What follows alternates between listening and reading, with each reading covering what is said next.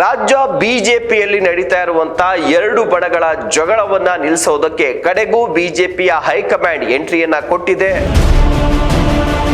ಯತ್ನಾಳ್ ಅವರ ಟೀಮ್ಗೆ ವಿಜಯೇಂದ್ರ ಅವರ ಟೀಮ್ ಅವರು ಕಂಪ್ಲೇಂಟ್ ಅನ್ನ ಕೊಟ್ಟಿದ್ರು. ಯತ್ನಾಳ್ ಅವರು 6 ಪುಟಗಳ ಒಂದು ದೂರನ್ನ ಕೂಡ ಹೈಕಮಾಂಡ್ನ ಮುಂದೆ ಕೊಟ್ಟಿದ್ದಾರೆ. ಸಚಿವ BZ ಜಮೀರ್ ಅಹಮದ್ ಖಾನ್ ಒಬ್ಬ ಮತಾಂಧನ ರೀತಿಯಲ್ಲಿ ಕೆಲಸವನ್ನ ನಿರ್ವಹಿಸ್ತಾ ಇದ್ದಾರೆ.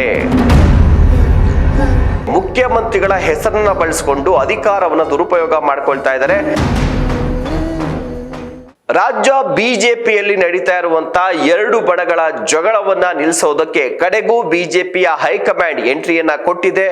ಅದರ ಭಾಗವಾಗಿ ಯತ್ನಾಳ್ ಅವರ ಟೀಮ್ಗೆ ವಿಜಯೇಂದ್ರ ಅವರ ಟೀಮ್ ಅವರು ಕಂಪ್ಲೇಂಟ್ ಅನ್ನ ಕೊಟ್ಟಿದ್ರು. ಯತ್ನಾಳ್ ಅವರ ಮೇಲೆ ಶಿಸ್ತು ಕ್ರಮ ಆಗಬೇಕು ಅಂತೇಳಿ ಯತ್ನಾಳ್ ಅವರಿಗೆ ಶೋಕಾಸ್ ನೋಟಿಸ್ ಅನ್ನ ಕೊಟ್ಟಿದ್ರು. ಯತ್ನಾಳ್ ಅವರು ಬಿಜೆಪಿಯ ಶಿಸ್ತು ಸಮಿತಿಯ ಮುಂದೆ ಹಾಜರಾಗಿ ಒಂದಷ್ಟು ವಿವರವನ್ನ ಕೂಡ ಕೊಟ್ಟಿದ್ದಾರೆ.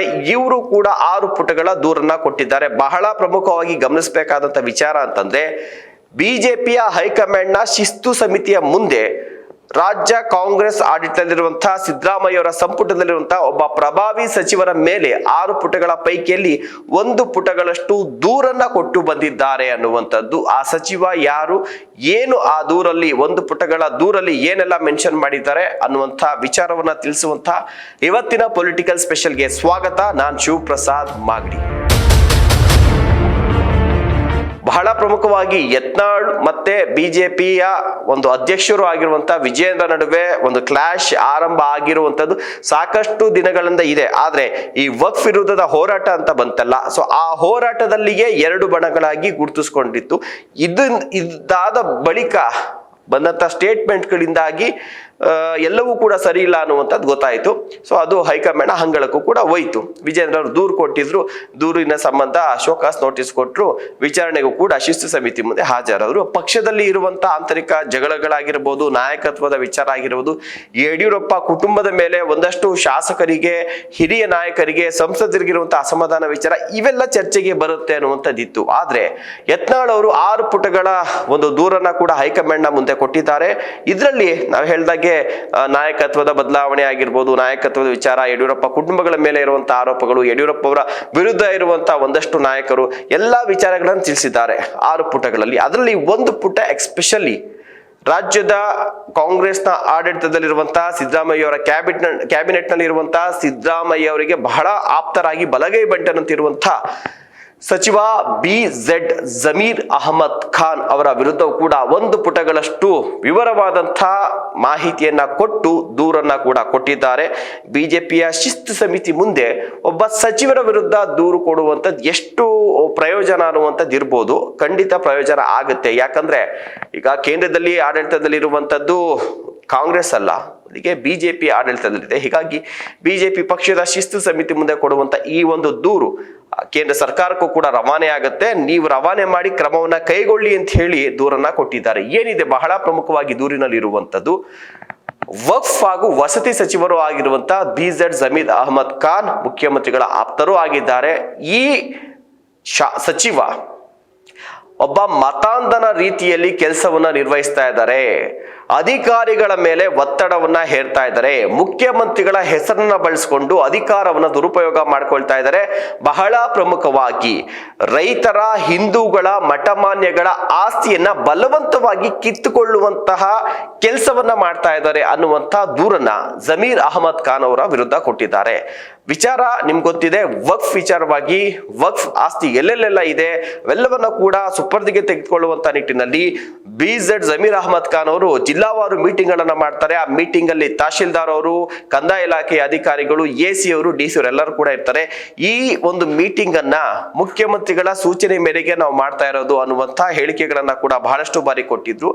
ಈ ರೀತಿಯಾಗಿ ಮುಖ್ಯಮಂತ್ರಿಗಳ ಹೆಸರನ್ನ ಬಳಸಿಕೊಂಡು ಈ ಸಚಿವರು ಜಿಲ್ಲಾಧಿಕಾರಿಗಳು, ACಗಳು, ತಹಶೀಲ್ದಾರ್ ಮತ್ತು ಕಂದಾಯ ಇಲಾಖೆಯ ಅಧಿಕಾರಿಗಳ ಮೇಲೆ ಪ್ರಭಾವವನ್ನ, ಒತ್ತಡವನ್ನ ಏರಿ ಬಡ ವಕ್ಫ್ ಹೆಸರಿನಲ್ಲಿ ಬಡವರ, ಹಿಂದೂಗಳ, ರೈತರ, ಮಠಮಾನ್ಯಗಳ ಆಸ್ತಿಯನ್ನ ಕಬ್ಜಾ ಮಾಡುವಂತಹ ಕೆಲಸವನ್ನ ಮಾಡ್ತಾ ಇದ್ದಾರೆ. ಜೊತೆಗೆ ಹಿಂದೂ ಮತ್ತು ಮುಸ್ಲಿಮರ್ ಅಂದ್ರೆ ಮುಸ್ಲಿಂ ಸಮುದಾಯದ ಓಲೈಕೆಗಾಗಿ ಹಿಂದೂ ಮತ್ತು ಮುಸ್ಲಿಮರ ನಡುವೆ ಇವರು ತಂದಿಡುವಂತ ಕೆಲಸವನ್ನ ಮಾಡ್ತಾ ಇದ್ದಾರೆ. ಹಿಂದೂಗಳನ್ನ ತುಳಿಯುವಂತ ಕೆಲಸವನ್ನ ಮಾಡ್ತಾ ಇದ್ದಾರೆ. ಇವರು ಒಬ್ಬ ಮತಾಂಧನ ರೀತಿಯಲ್ಲಿ ಕೆಲಸವನ್ನ ನಿರ್ವಹಿಸ್ತಾ ಇದ್ದಾರೆ. ಸಚಿವ ಅಲ್ಲ, ಮತಾಂಧನ ರೀತಿಯಲ್ಲಿ ಕೆಲಸವನ್ನ ನಿರ್ವಹಿಸ್ತಾ ಇದ್ದಾರೆ. ಇವರ ವಿರುದ್ಧ ಕ್ರಮ ಆಗಬೇಕು.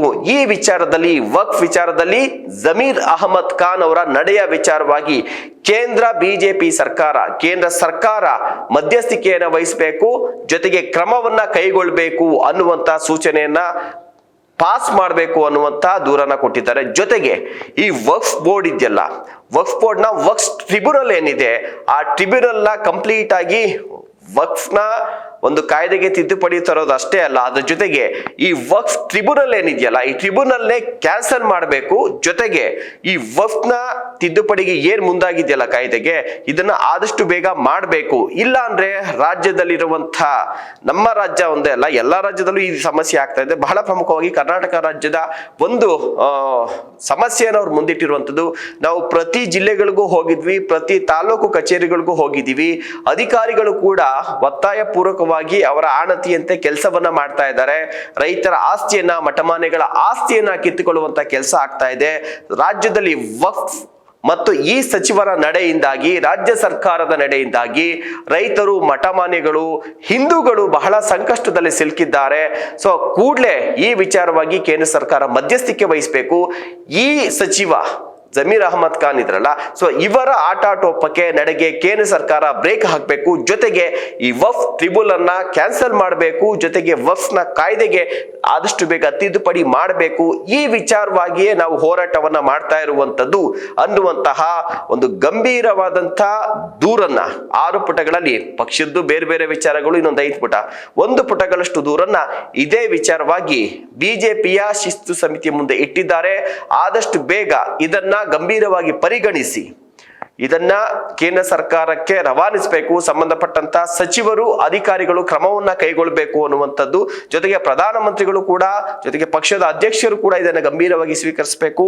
ಇದೇನಾದ್ರು ಆಯ್ತು ಅಂತಂದ್ರೆ ಇದು ಮುಂಬರುವಂತ ದಿನಗಳಲ್ಲಿ ಪಕ್ಷಕ್ಕೂ ಕೂಡ ನಾವು ರೈತರ ಪರವಾಗಿ, ಹಿಂದೂಗಳ ಪರವಾಗಿ, ಮಠಮಾನ್ಯಗಳ ಪರವಾಗಿ ನಿಂತು ಅನ್ನುವಂತ ಸಂದೇಶ ರವಾನೆ ಆಗುತ್ತೆ. ಮುಂಬರುವಂತ ದಿನಗಳಲ್ಲಿ ಪಕ್ಷ ಅಧಿಕಾರಕ್ಕೆ ಬರೋಕ್ಕೂ ಕೂಡ ಇದು ಅನುಕೂಲ ಆಗುತ್ತೆ ಅನ್ನುವಂಥ ಒಂದು ಸಂದೇಶವನ್ನ ದೂರಿನ ಮೂಲಕ ಕೊಟ್ಟಿದ್ದಾರೆ.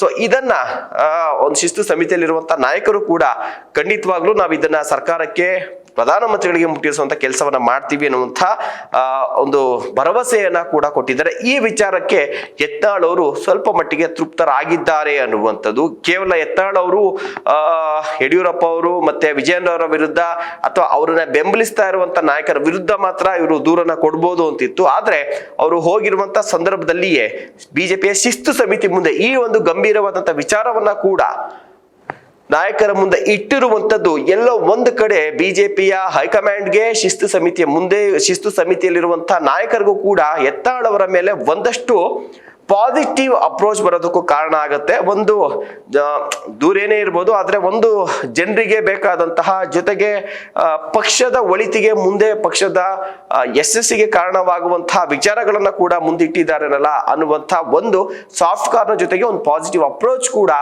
ಯತ್ನಾಳ್ ಅವರ ಮೇಲೆ ಈ ಒಂದು ದೂರಿನಿಂದ ಬಂದಿದೆ ಅನ್ನುವಂಥದ್ದು ಈಗ ಬಿಜೆಪಿಯಲ್ಲಿ ನಡೀತಾ ಇರುವಂತ ಚರ್ಚೆ. ಇದ್ರ ಬಗ್ಗೆ ತಾವೇನ್ ಹೇಳ್ತೀರಿ? ಕಮೆಂಟ್ ಮಾಡಿ, ಇಷ್ಟ ಆದ್ರೆ ಶೇರ್ ಮಾಡಿ ಅಂತ ಹೇಳ್ತಾ ಕಾರ್ಯಕ್ರಮ ಮುಗಿಸ್ತಾ ಇದೀವಿ. ನಮಸ್ಕಾರ.